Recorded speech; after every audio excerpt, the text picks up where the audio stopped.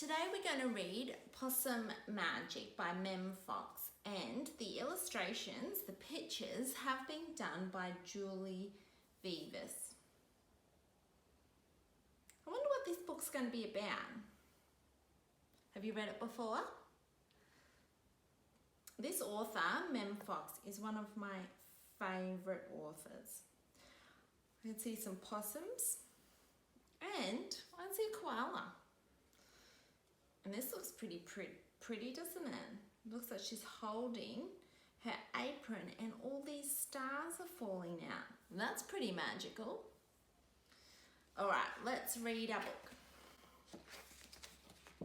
book. Okay, get nice and comfy. Possum Magic. So written by Mem Fox and illustrated by Julie Vivas. She's written it for Chloe, Anna and Kate. Once upon a time, but not very long ago, deep in the Australian bush lived two possums. Their names were Hush and Grandma Poss.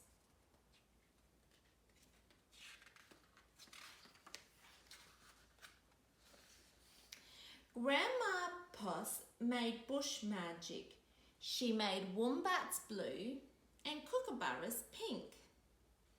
She made dingo smiles and emu shrink. But the best magic of all was the magic that made Hush invisible. So you can see him. Oops, his tail's gone missing. His body's gone missing. It's gone invisible.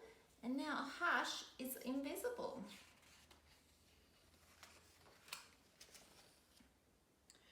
What adventures Hush had. Because she couldn't be seen, she could be squished by a koala. Oh, no, it's sitting on his tail.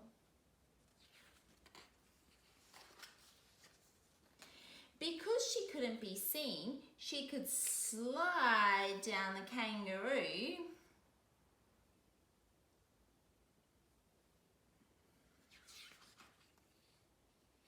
All these Australian animals. Kangaroo, echidna, koala, and the possums. Because she couldn't be seen, she was safe from the snakes, which is why Grandma Poss had made her invisible in the first place.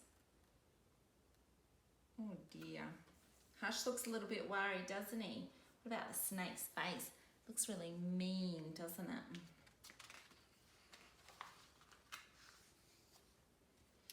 But one day, quite unexpectedly, Hush said, "Grandma, I want to know what I look like. Please, could you make me visible again?" "Of course I can," said Grandma Poss, and she began to look through her magic books.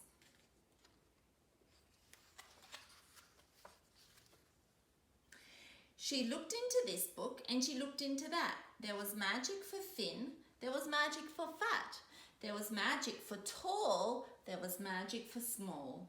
But the magic she was looking for wasn't there at all.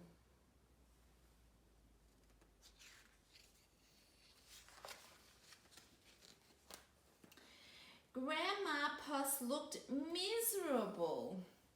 "Don't worry, Grandma," said Hush, "I don't mind." But in her heart of hearts, she did. Look how sad little Hush looks.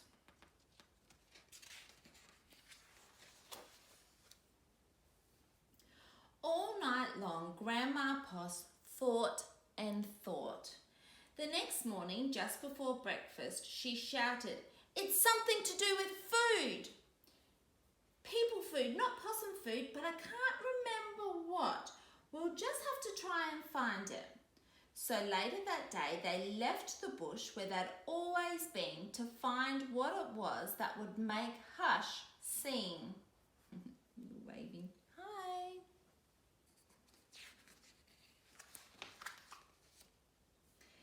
They ate Anzac biscuits in Adelaide, Mornay and Minties in Melbourne, steak and salad in Sydney, and pumpkin scones in Brisbane.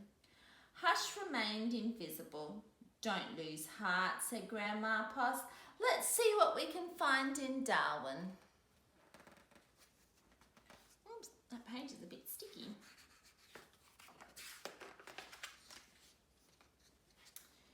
It was there in the far north of Australia that they found a Vegemite sandwich. Grandma Poss crossed her claws and crossed her feet. Hush breathed in deeply and began to eat. A tail, shouted both possums at once, for there it was, a brand new, visible tail.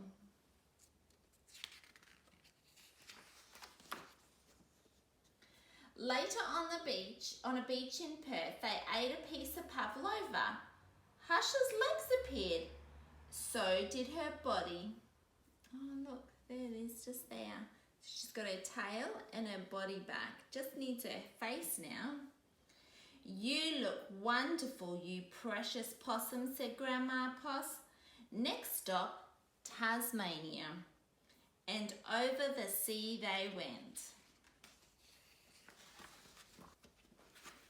In Hobart, late one night, in the kitchens of the casino, they saw a lemington on a plate. Hush closed her eyes and nibbled. Grandma Poss held her breath and waited. It's worked, she cried, and she was right. Hush could be seen from head all the way down to the tail.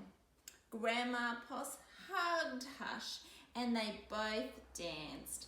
Here we go round the lemington plate until early in the morning.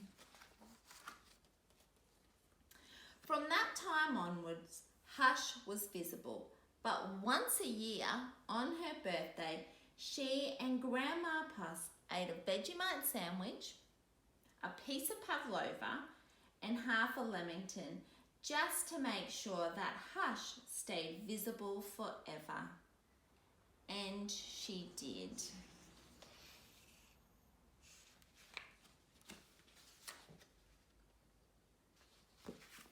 There it was, Possum's Magic. What a great story, isn't it?